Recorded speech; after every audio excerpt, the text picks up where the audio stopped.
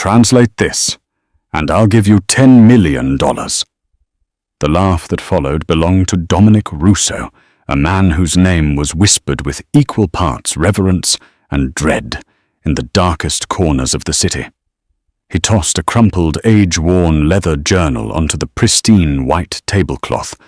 His top-tier linguists had already failed, sweating under his lethal gaze. It was a rhetorical joke, a cruel, arrogant taunt thrown at the terrified room. But the shy waitress with downcast eyes, gripping a silver water pitcher, didn't flinch.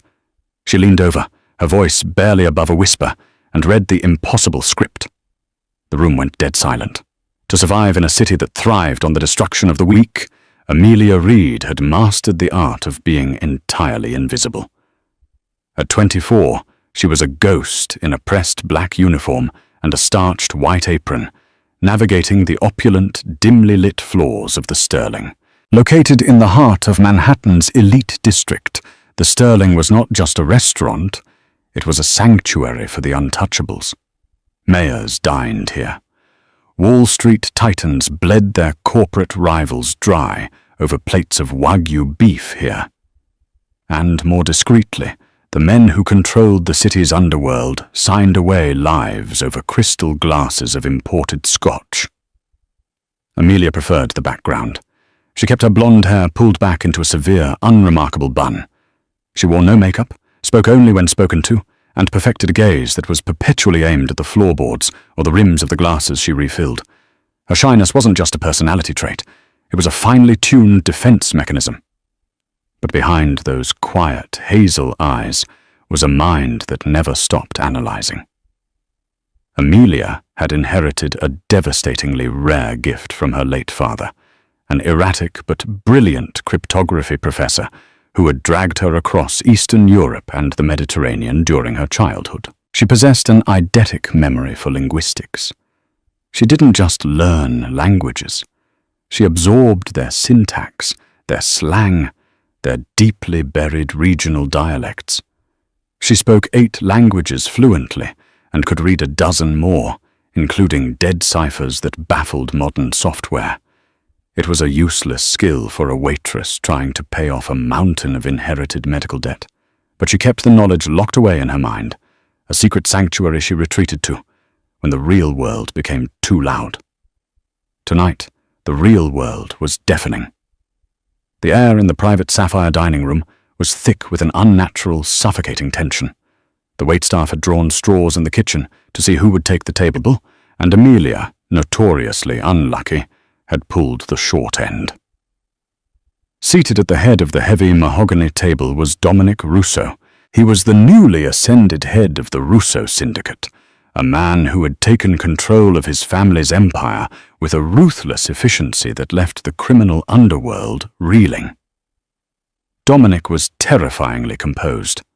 Broad-shouldered, impeccably dressed in a tailored charcoal suit and possessing a sharp, aristocratic jawline, he looked more like a ruthless hedge fund manager than a mob boss. But it was his eyes, pitch black, cold and predatory, that gave him away. Flanking him were his 2 right-hand men, Silas and Gabriel, heavy-set enforcers whose tailored jackets poorly hid the holstered weapons at their sides. Across from Dominic sat a faction of Eastern European businessmen, led by a man named Constantine.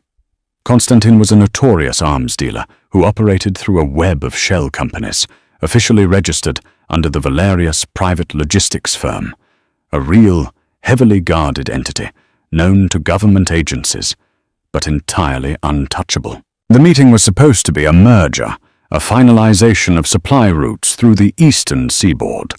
Amelia stood in the corner of the room, her back pressed against the silk-lined wallpaper, holding a silver tray with a fresh decanter of water. She regulated her breathing, trying to make herself small as the deep, rumbling voices of the men echoed around her.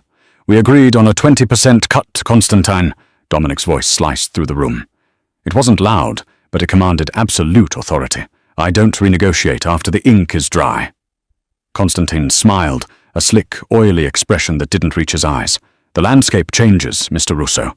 The local authorities have increased border patrols. Our risk is higher. Therefore, our price must reflect the current climate." Amelia watched the subtle shifts in body language. Gabriel shifted his weight. Silas let his hand rest casually on his thigh, inches from his jacket. Dominic simply stared at Constantine, tapping a heavy gold ring against the mahogany table. Tap, tap, tap. I don't care about your risks, Dominic finally said, his tone dropping an octave. I care about the supply line. Which is why, Constantine replied smoothly, reaching into his breast pocket, I brought the new manifest. The complete routes, the updated ledger, and the revised terms, written of course in the old ledger code. He slid a small, heavily worn leather journal across the table. It stopped exactly inches from Dominic's hands. Amelia felt a strange prickle at the back of her neck. She recognized the look of the book. It wasn't just old, it looked deliberately obscured. Dominic didn't touch it. He gestured to a small, nervous man sitting at the far end of the table. Arthur, read it. Arthur, the Russo family's top retained linguist and legal translator, scrambled forward. He was sweating profusely, dabbing his forehead with a linen napkin. He adjusted his glasses, carefully opening the frail pages of the journal. Amelia stepped forward silently, fulfilling her duty. She moved to the table, uncorking the water decanter to refill Constantine's glass, keeping her eyes averted, but naturally letting her peripheral vision sweep across the open pages of the journal. Her breath hitched slightly. The text was chaotic. To an untrained eye, it looked like random scratchings, but Amelia's mind immediately began categorizing the shapes. It wasn't standard Cyrillic. It was a bastardized blend of an archaic Corsican dialect mixed with Soviet-era Gulag shorthand, a specific hyper-regional cipher used only by high-ranking intelligence officers during the Cold War. Her father had once spent a year trying to crack a letter written in a similar code. She finished pouring the water, stepping back into the shadows of the room, her heart pounding a frantic rhythm against her ribs. The silence in the sapphire room stretched until it felt like a physical weight pressing down on everyone's chest. All eyes were on Arthur. The translator was trembling visibly now. He turned a page, then turned it back, his face draining of color. "Well?" Dominic asked, his voice a low, dangerous purr. "What are the revised terms, Arthur?" "Mr. Russo, I..." Arthur stammered, pulling a magnifying loupe from his pocket and squinting at the page. "This isn't standard Russian. It's not Chechen. It's not Albanian. It appears to be an encrypted cipher, mixed with some sort of localized dialect. There are symbols here that don't belong to any modern alphabet." Constantine leaned back in his chair, a smug look crossing his features. "It is an insurance policy, Dominic. Only my inner circle can read the old ledger. You can take the journal to your best analysts. It will take them weeks to decode it. By then, the shipment will be secured and you will agree to my terms. 25%, non-negotiable." Dominic's jaw tightened. The disrespect was palpable. In his world, a lack of transparency was a declaration of war. He stood up slowly, towering over the table. He walked over to Arthur, who shrank back into his chair, terrified. Dominic picked up the journal, staring down at the jagged, inky scrawls. "Weeks?" Dominic murmured, turning to look at Constantine. "You think I have weeks to play games with you?" "It is not a game," Constantine replied, though his voice wavered slightly under Dominic's intense glare. "It is business." Dominic threw the journal back onto the center of the table with a loud smack that made Amelia flinch in her corner. He turned to Arthur, his eyes blazing with a suppressed fury. "You are supposedly the best linguist on the eastern seaboard, Arthur. I pay you $250,000 a year to ensure I am never blind in a room. Read the damn book." "I can't," Arthur squeaked, panic overtaking him. "And it's gibberish. It's a dead language wrapped in a numerical code. Without a key, it's impossible. It's gibberish, sir." Dominic let out a harsh, barking laugh. It wasn't a sound of amusement. It was the sound of a predator realizing it was being caged. He paced the length of the table, his hands running through his dark hair. The sheer audacity of Constantine handing him an unreadable contract in his own city was an insult that demanded blood. He stopped, placing his hands flat on the table, leaning in close to Constantine. "You bring me gibberish," Dominic said, his voice ringing through the silent room. "You bring me a puzzle box and expect me to pay a premium for it." He stood up, throwing his arms wide, addressing the entire room in a burst of dark, theatrical arrogance. "Is there anyone in this god-forsaken city who isn't utterly useless?" Dominic yelled, his voice echoing off the silk walls. He pointed at the leather book. "I swear to God, translate this, and I'll give you $10 million right now. $10 million to the first person who can read this absolute garbage." He laughed again, a cruel, mocking sound directed at Arthur, who was practically weeping into his napkin, and at Constantine, who looked suddenly nervous. In the corner of the room, Amelia froze. $10 million. The number echoed in her mind. $10 million was freedom. It was the end of the crushing debt left by her father's cancer treatments. It was the end of hiding from debt collectors, the end of living in a rat-infested studio apartment in Queens, the end of being invisible. She looked at the book lying open on the table. From her angle, she could see the top paragraph of the right-hand page. It wasn't a supply route manifest. Her eyes scanned the harsh symbols. Her brain effortlessly translated the Corsican root words, cross-referencing them with the Gulag shorthand. Route, block, port, execution. It wasn't a contract at all. Amelia's heart hammered so hard she felt physically sick. She was breaking the cardinal rule of the sterling. Never engage, never speak, never exist. But the knowledge burned in her throat. If Dominic Russo took that book home and let his analysts spend weeks decoding it, he would be dead before the weekend. She didn't make a conscious decision to move. Her body simply acted on a terrifying, desperate impulse. Amelia stepped out of the shadows. Her soft, rubber-soled shoes made no sound on the thick carpet, but as she stepped into the dim light of the chandelier, she suddenly became the focal point of the room. She walked slowly towards the table, her hands trembling slightly as she clutched the silver water pitcher to her chest like a shield. Gabriel, Dominic's underboss, instantly stepped in front of her, his hand diving into his jacket. "Whoa, sweetheart. Back to the kitchen. You don't belong here." Amelia stopped. She looked up, past the massive enforcer, straight into the dark, stormy eyes of Dominic Russo. He was looking at her as if she were a hallucination, an insignificant bug that had wandered onto his battlefield. "Excuse me," Amelia whispered. Her voice was incredibly soft, husky from disuse, but in the dead silence of the room, it carried perfectly. Dominic narrowed his eyes. "What do you want?" he snapped, his patience entirely evaporated.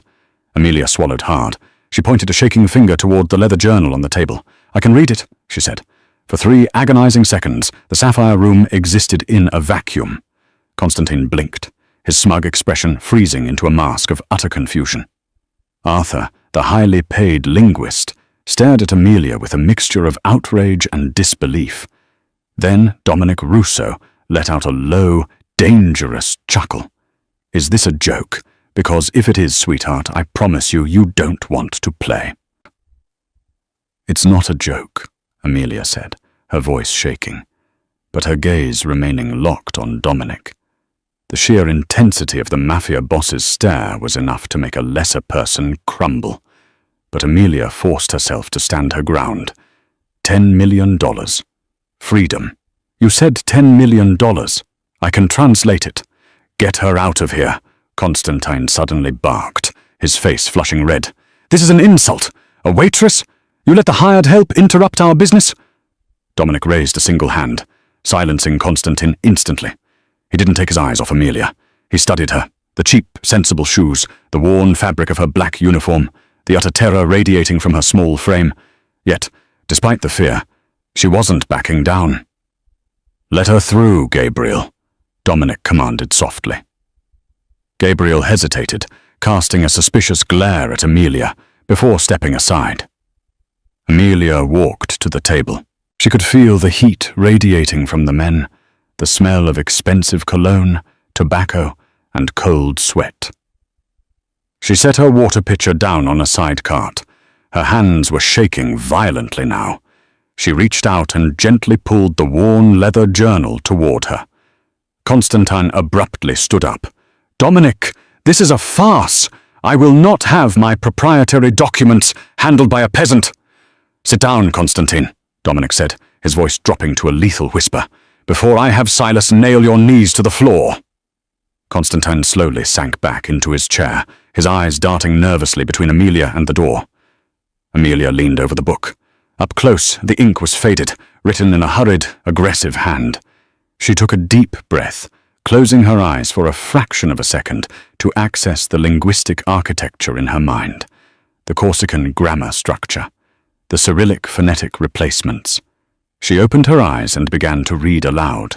"It begins with a standard greeting, heavily localized," Amelia said, her voice growing slightly more confident as the familiar comfort of translation took over.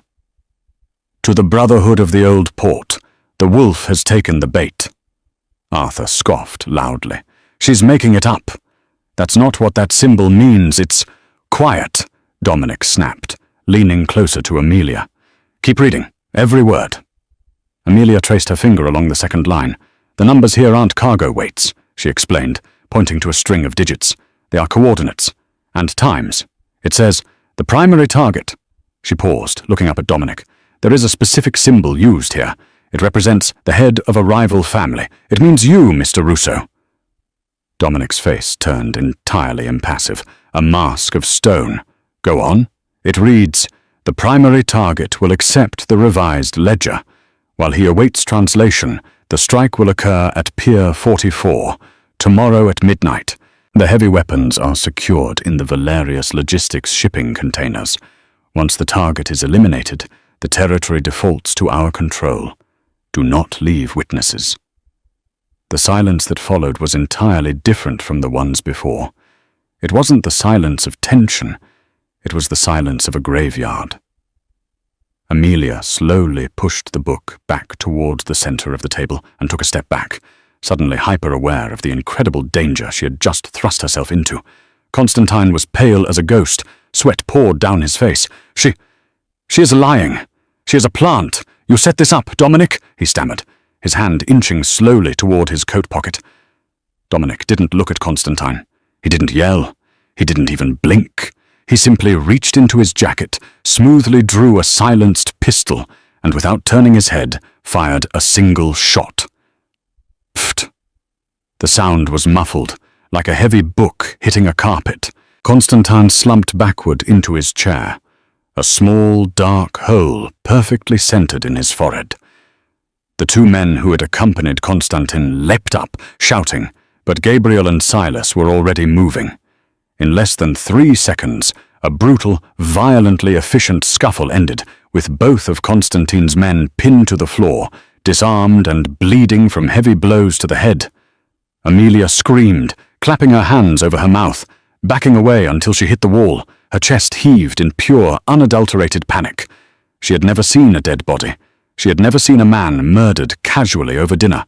Arthur, the linguist, fainted dead away, slipping out of his chair and crumpling under the table. Dominic calmly placed his weapon back into its holster. He adjusted his cuffs, his eyes finally shifting back to Amelia. She was pressed against the silk wallpaper, trembling violently, tears of sheer terror welling in her eyes. He walked slowly around the table, stepping over the unconscious body of one of Constantine's men. He stopped just inches from Amelia. He was so close she could smell the mint on his breath and the gunpowder lingering in the air. He looked down at her, his dark eyes analyzing her with a terrifying intensity. He reached out, and Amelia squeezed her eyes shut, expecting a blow. Instead, she felt his large, warm hand gently cup her chin, tilting her face up to meet his gaze.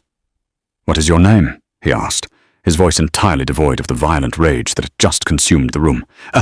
Amelia," she choked out, a tear spilling over her lashes and running down her cheek. Amelia Reed, Dominic repeated, tasting the name. He brushed a stray strand of blonde hair away from her face, his thumb lingering against her cheekbone. "You just saved my life, Amelia Reed." I just translated it," she whispered, her voice cracking. "Can I go now? Please, I won't say anything, eh?" "I swear." Dominic let out a soft, dark chuckle. He dropped his hand from her face and looked back at the carnage in the room. "Go?"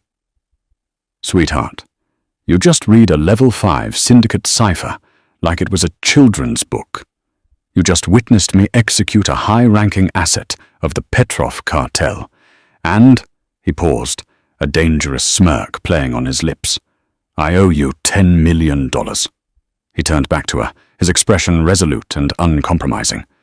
"You aren't going anywhere," Dominic Russo said softly. "You work for me now."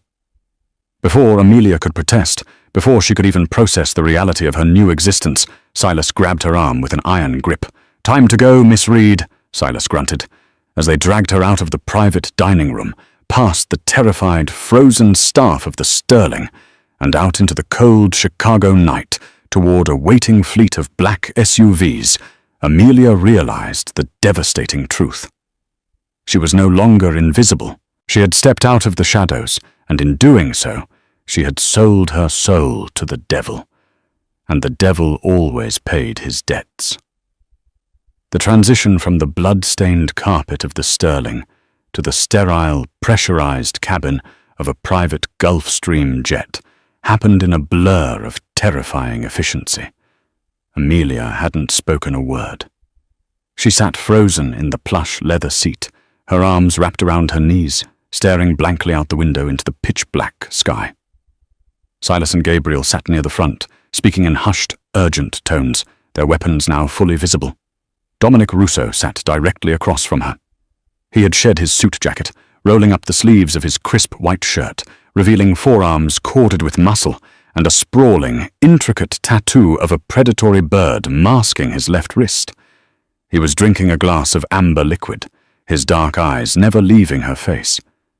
He was studying her, dissecting her reactions. "Drink this," Dominic commanded softly, leaning forward to place a glass of water on the small table between them. "You're going into shock." Amelia didn't move.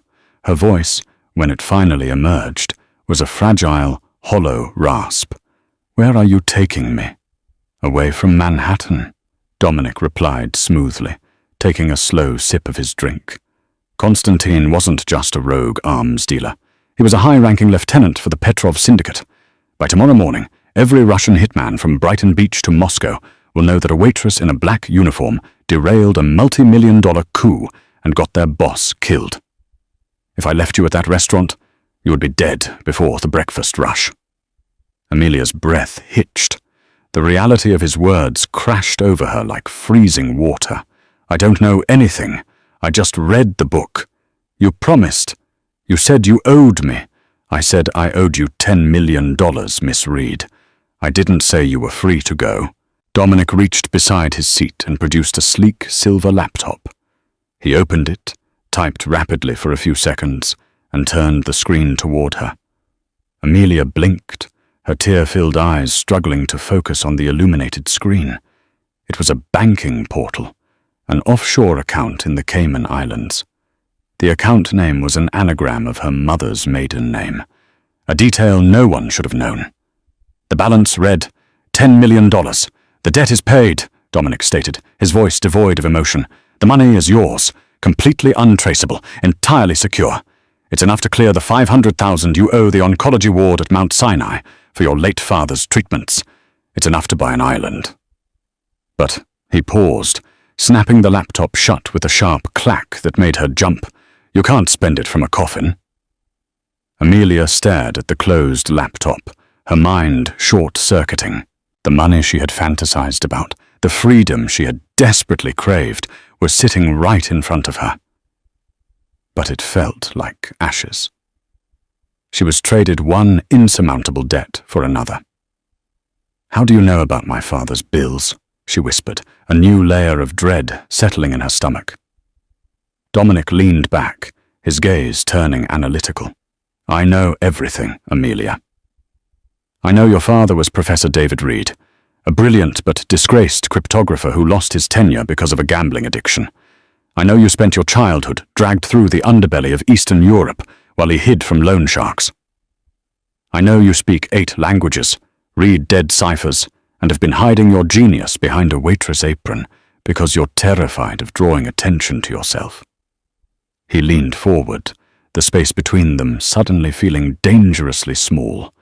"You thought you were invisible, but brilliance like yours is never truly invisible.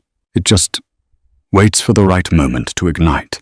"What do you want from me?" she asked, her voice trembling. "I have an empire to protect, and I am currently blind," Dominic said, the ruthless Mafia boss re-emerging. "The Petrovs are making a massive play for my territory.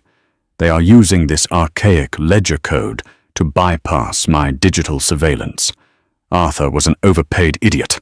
You, however, read that cipher as easily as reading a menu." "I won't work for a murderer," Amelia spat out, finding a sudden, desperate spark of defiance. Dominic's eyes darkened, a dangerous tempest brewing in his irises. "I didn't ask for your resume, Amelia, and I am not offering you a choice. I just handed you $10 million. In exchange, you belong to the Russo Syndicate until the Petrov threat is eradicated. You are my translator, my cipher, my weapon." Hours later, the jet touched down at a private airstrip, nestled deep within the snow-covered mountains of the Pacific Northwest. Amelia was escorted into the back of a heavily armored SUV and driven to a sprawling, high-tech fortress built into the side of a cliff. It was a masterpiece of modern architecture. Glass, steel, and concrete, surrounded by electrified fencing and armed patrols. She was led to a massive suite overlooking the darkened valley. The room was breathtakingly luxurious, filled with silk sheets, a roaring fireplace, and a mahogany bookshelf. But when Silas pulled the heavy oak door shut behind her, the unmistakable, heavy click of a deadbolt echoed through the silence. Amelia ran to the door, rattling the solid brass handle. It was locked from the outside. She walked over to the floor-to-ceiling windows. The glass was thick, undoubtedly bulletproof, and the drop below was a sheer cliff face. She was a multi-millionaire, and she was a prisoner in a golden cage. For 3 days, Amelia saw no one but a silent housekeeper who brought her meals. The isolation was maddening, designed to break her resolve. She paced the length of her suite, tracing the patterns in the Persian rugs, her mind racing with a million frantic plans of escape, none of which were viable. On the 4th morning, the heavy deadbolt clicked open. Silas stood in the doorway, his massive frame blocking the exit. "The boss wants you in the war room, now." Amelia didn't argue.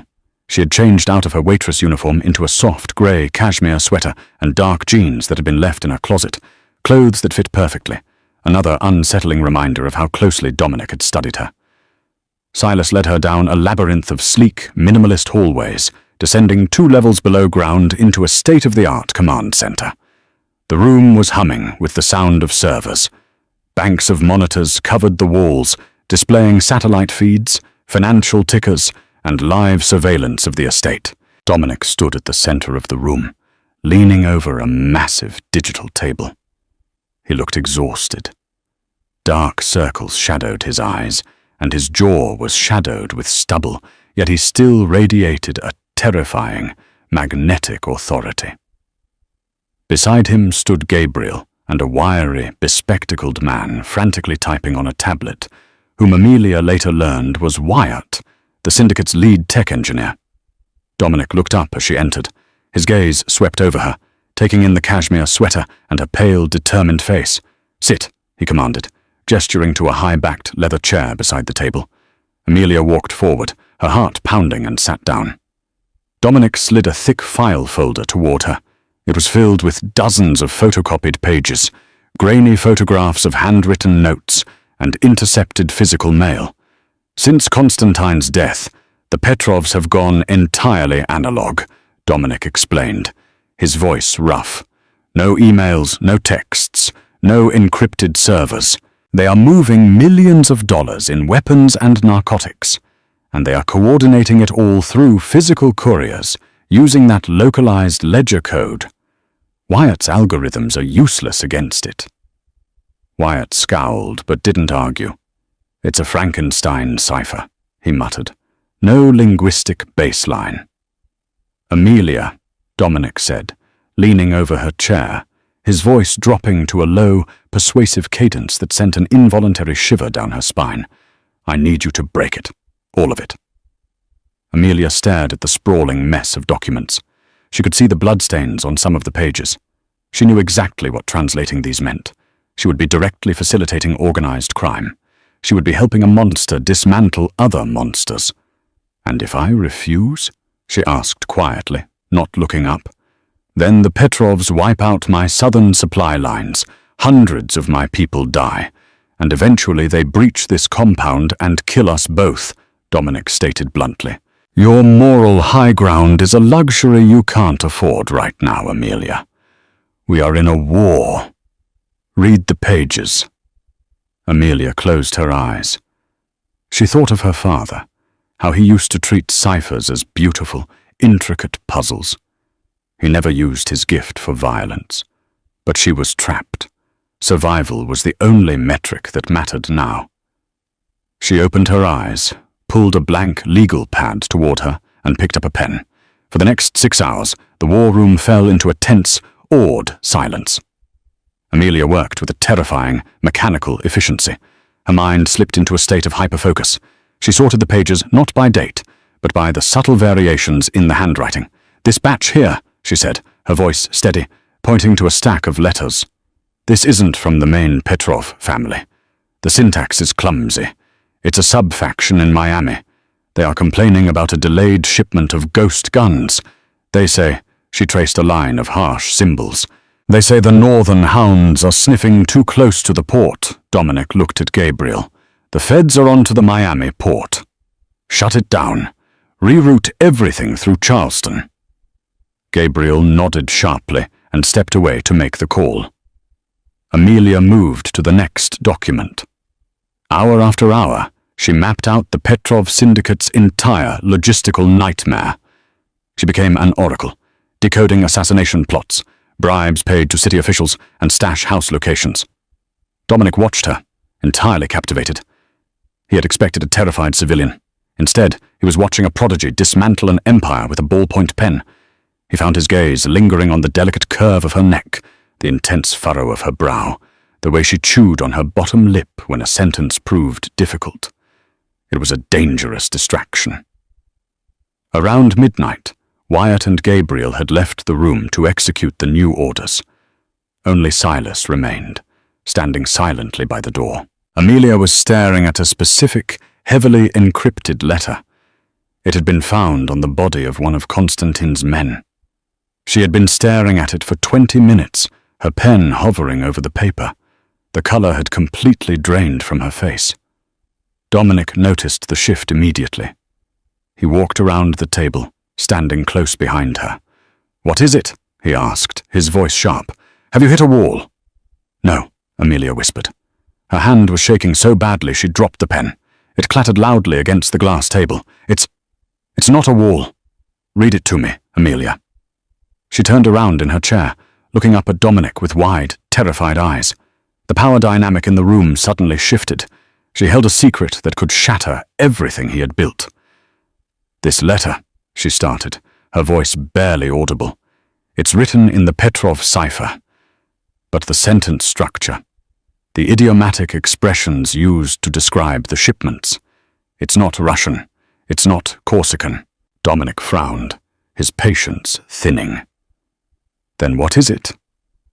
"It's Sicilian," Amelia said, swallowing hard. "Specifically, a dialect from Palermo.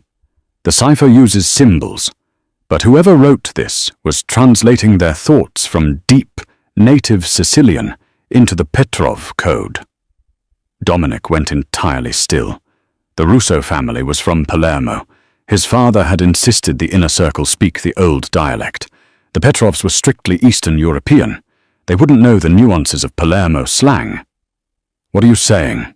Dominic asked, his voice dangerously quiet, the air in the room dropping 10 degrees. Amelia looked down at the paper, then back up at the terrifying Mafia boss. "I'm saying the Petrovs aren't outsmarting you on their own, Dominic. This letter is a schedule of your personal movements for the next month. Someone is feeding them your exact coordinates." She paused, taking a ragged breath. "You have a mole, and based on this dialect, it's someone in your absolute inner circle. Someone in this house." The silence in the underground war room was suffocating, heavy with the sudden metallic taste of betrayal. Dominic Russo did not shout. He did not flip the glass table or draw his weapon. Instead, a terrifying, absolute stillness washed over him. He stared at the translated letter in Amelia's trembling hand, his jaw clenched so tightly a muscle ticked in his cheek. "Palermo," Dominic repeated, his voice dropping to a glacial whisper. "Only 4 people in my entire syndicate speak the old Palermo dialect, fluently enough to translate complex logistics into a dead cipher. Me, my uncle in federal prison. Silas." He paused, his dark eyes narrowing into lethal slits. "And Gabriel." Amelia shrank back into her leather chair. She had just lit a match in a room full of gasoline. "It's a linguistic fingerprint," she explained, her voice gaining a desperate, rapid cadence as she sought to justify her terrifying conclusion. "Everyone has an idiolect, a unique way they construct sentences. This writer uses a specific, archaic phrasing for delivery. They don't use the standard Italian consegna. They use a localized slang term that translates roughly to the feeding." Dominic's gaze snapped from the paper to Amelia, his mind rapidly processing the tactical nightmare. Gabriel was his underboss. He knew the security codes to the Pacific Northwest compound. He knew the routing numbers for the Russo family's primary offshore accounts at Credit Suisse. Most importantly, Gabriel was currently upstairs, coordinating the tactical response against the Petrovs based on the very information Amelia had just decoded. "He's adjusting our defenses to walk us right into a slaughter," Dominic said, realizing the trap. Before Amelia could respond, the heavy steel door of the war room hissed open. Silas stepped in, his massive frame tense, his hand resting instinctively on his holstered weapon. "Boss, Gabriel just ordered the perimeter guards to shift to the north ridge. He says Wyatt picked up thermal movement." "Wyatt isn't on the thermal monitors. He's tracing the Miami wire transfers," Dominic replied, his voice eerily calm.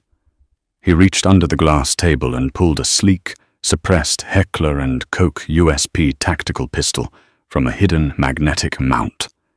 He racked the slide with a sharp, terrifying clack. "Silas," Dominic ordered, not looking up as he checked the magazine.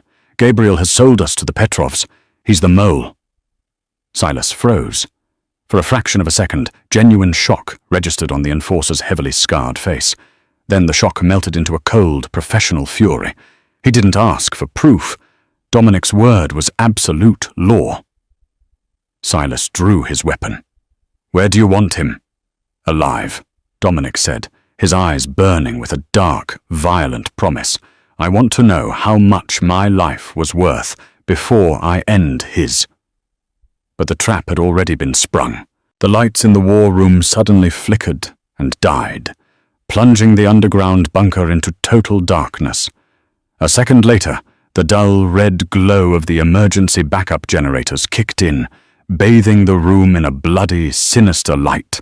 Alarms began to blare, a high-pitched, rhythmic shrieking that rattled Amelia's teeth. "He cut the main power," Silas growled, moving swiftly to cover the doorway. "He knows we know." "Amelia, get under the table," Dominic commanded, his tone leaving no room for negotiation. She didn't hesitate. She scrambled beneath the heavy steel and glass structure, pulling her knees to her chest, her heart hammering against her ribs like a trapped bird. She clamped her hands over her ears, shutting her eyes tightly. Footsteps echoed in the corridor outside. Heavy, deliberate boots. "Dominic!" Gabriel's voice rang out, distorted by the concrete hallway. It lacked its usual deference, replaced by a sneering, arrogant confidence. It's over! The Petrovs just breached the south gate. You're boxed in. Come out, and I'll make it quick. You owe me that much after 10 years of playing your shadow." "You sold your soul for a discount, Gabriel," Dominic yelled back, his voice echoing with absolute authority despite the red-lit chaos. He signaled Silas to flank the left side of the heavy steel door. "Constantine is dead. The Petrovs will cut your throat the second they take this compound." "Constantine was a middleman," Gabriel laughed harshly. "The Petrovs offered me the eastern seaboard. I'm not a shadow anymore, Dom." Bang, bang, bang! 3 deafening shots shattered the glass of the war room's observation window. Shards rained down on the floor. Amelia screamed, a sound swallowed by the deafening roar of Silas returning fire. The noise was apocalyptic in the enclosed space. Dominic moved with the terrifying speed of an apex predator. He didn't blind fire. He waited for a lull in Gabriel's reload, stepped out from cover, and fired twice. A heavy thud echoed from the corridor, followed by a wet, gargling groan. "Clear!" Silas shouted, stepping into the hallway, his weapon trained downward. Amelia kept her eyes squeezed shut until she felt a firm, warm hand grip her shoulder. She flinched violently, but the scent of expensive cologne and gunpowder told her it was Dominic. "It's over," he said softly, his voice a stark contrast to the violence that had just erupted. Amelia slowly opened her eyes and crawled out from under the table. She looked into the hallway. Gabriel was slumped against the concrete wall, clutching his chest, his breath coming in ragged, bloody gasps. Dominic walked over to his former underboss, looking down at him with an expression of pure, unadulterated ice. He didn't ask for apologies. He didn't ask for a final confession. "You should have learned Russian, Gabriel," Dominic whispered. "You might have survived the translation." Dominic raised his weapon and fired a single, final shot. The aftermath of Gabriel's betrayal was a masterclass in ruthless, terrifying efficiency. There were no police sirens, no flashing lights, no panicked 911 calls echoing through the rugged valleys of the Pacific Northwest. Within 3 hours, Dominic's loyalists had repelled the disorganized Petrov hit squad at the south gate. By dawn, the sprawling estate was functionally sterilized. Amelia sat wrapped in a heavy wool blanket in the fortified library on the top floor. The room smelled of old paper, leather, and faintly, irrevocably, of copper and bleach. Through the floor-to-ceiling bulletproof windows, she watched the pale morning sun bleed over the snow-capped pines. Below, in the courtyard, a black, unmarked cleanup crew, operating with the chilling precision of a Garda-World Black Ops unit, was loading the last of the body bags into a refrigerated transport van. Gabriel was in one of them. Amelia shivered, pulling the blanket tighter around her shoulders. On the heavy mahogany desk in front of her sat her phone, displaying a secure login to a UBS Group AG private offshore banking portal. The screen glowed with the undeniable, life-altering balance: $10 million. Just 48 hours ago, her biggest fear had been the relentless collection calls from Mount Sinai Hospital regarding her late father's oncology bills, or the looming default on her Navient loans. She had been a ghost at the Sterling, pouring sparkling water for predators, hoping they wouldn't notice her frayed cuffs. Now, she was sitting in a Mafia fortress, a multi-millionaire, having just orchestrated the tactical downfall of a Russian syndicate by translating a dead dialect. The heavy iron-wrought doors of the library creaked open. Amelia didn't jump. The paralyzing, rabbit-like fear that had defined her entire adult life had been entirely burned away in the crucible of the underground war room. She slowly turned her head. Dominic Rousseau walked in. The sheer, overwhelming gravity of the man seemed to suck the oxygen right out of the room. He had showered and changed into a fresh, tailored black suit, but the violent night had left its mark. Dark, bruising shadows sat beneath his eyes, and his knuckles were split and red.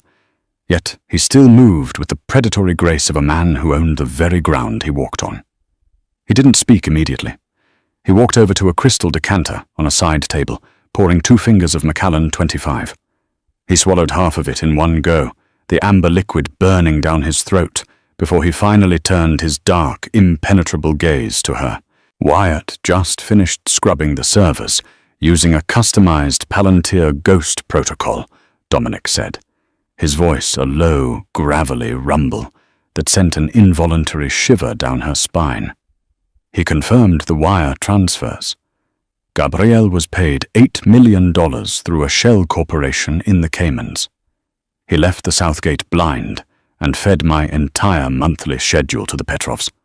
For $8 million, my underboss tried to butcher my family. Amelia stared at her phone, at the $10 million resting in her own account. You offered me $10 million just to read a book. And you, Dominic replied, stepping slowly towards the desk, proved to be the best investment I have made in my entire miserable life. He set his crystal glass down beside her phone.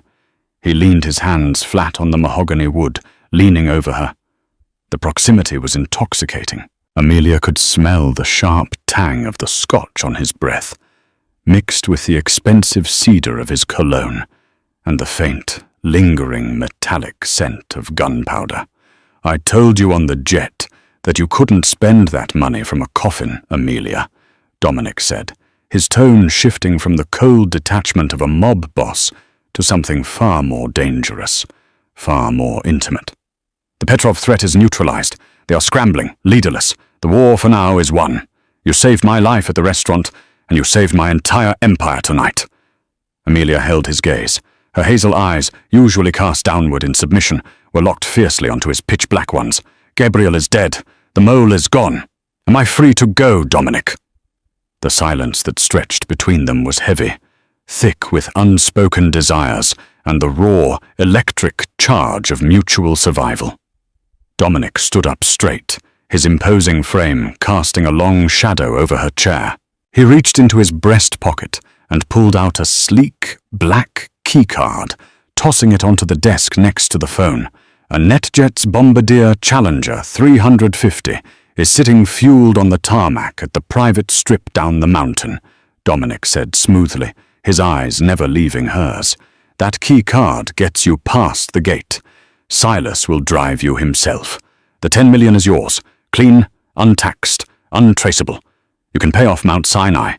You can buy a villa in Tuscany or a penthouse in Manhattan. I will provide a shadow security detail to ensure the Petrovs never get within 100 miles of you. You can disappear into a quiet, safe, beautiful life. And I swear on my life, Amelia, I will never look for you. Amelia looked at the black keycard.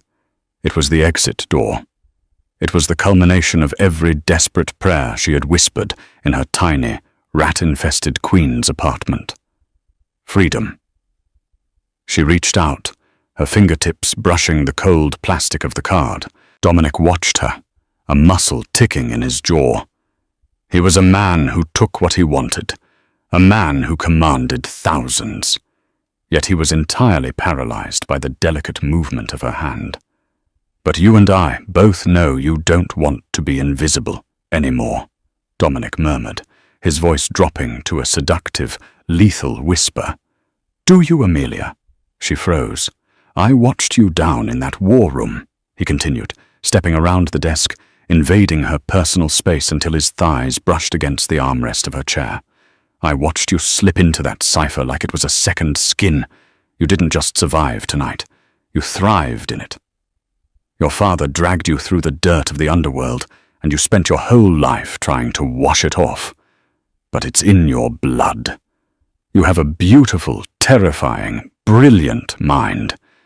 If you take that jet, you will spend the rest of your life suffocating in a world full of ordinary people, pretending you don't know how to play God. Amelia's breath hitched. Her chest rose and fell rapidly. He was tearing down the walls of her psyche with terrifying precision. He was offering her the one thing she had never been allowed to have. Power. What are you offering me, Dominic? She asked, her voice shedding its last trace of a tremor, emerging cool and sharp. A throne, Dominic answered without a second of hesitation. He reached down, his large, calloused hand gently gripping her chin, tilting her face up. His thumb brushed over her lower lip. It was a fiercely possessive touch. "I am surrounded by men with guns, Amelia. I have enforcers, I have hitters, I have tech analysts. But I need a partner, someone who can see the traps before they are set. You will be my chief intelligence officer. You will rewrite my entire syndicate's encryption protocols. You will stand by my side, not behind me. And I promise you." He leaned in, his lips hovering mere inches from hers. "No one in this world will ever dare look past you again." Amelia looked down at the desk, the keycard, the phone with the 10 million, and finally, the worn leather journal that had started it all. It was a symbol of violence, blood, and crime. But it was also the key that had unlocked her cage. If she left, she would be rich, but she would always be looking over her shoulder. If she stayed, she would be walking into the fire, but she would be the one controlling the flames. Slowly, deliberately, Amelia pushed the black NetJet's keycard back across the desk, away from her. She reached up and placed her hand over the one Dominic had resting on her jaw. Her skin was warm against his cold knuckles. "If I stay," Amelia said, a small, dangerous smile curving her lips, "I'm going to need a new wardrobe. I refuse to rule a syndicate in cashmere sweaters you bought for your ex-girlfriends." And she paused, her eyes flashing with a brilliant, dark light. "My rate for translations just went up. We split the Eastern Seaboard supply lines 50-50. Dominic stared at her for a fraction of a second, utterly stunned by her audacity. Then a deep, genuine laugh erupted from his chest. It was a sound of pure, unadulterated triumph. He didn't shake her hand. Instead, he leaned down and captured her lips in a bruising, hungry kiss, tasting of scotch and adrenaline. Amelia kissed him back, her hands tangling in his dark hair, entirely surrendering to the chaotic, violent pull of the man who had finally seen her. The contract wasn't signed in ink, it was sealed in blood, ambition, and the unbreakable silence of the underworld. The invisible waitress was dead. The Queen had arrived. The evolution of Amelia Reed from a terrified, invisible waitress to the most feared intelligence asset in the underworld is a testament to the intoxicating allure of power. The $10 million joke spun in the Sapphire Room catalyzed a chain of events that shattered her quiet existence, forcing her to weaponize the very intellect she had spent her life hiding. In the end, Amelia realized that true safety wasn't found in being unnoticed. It was found in being indispensable.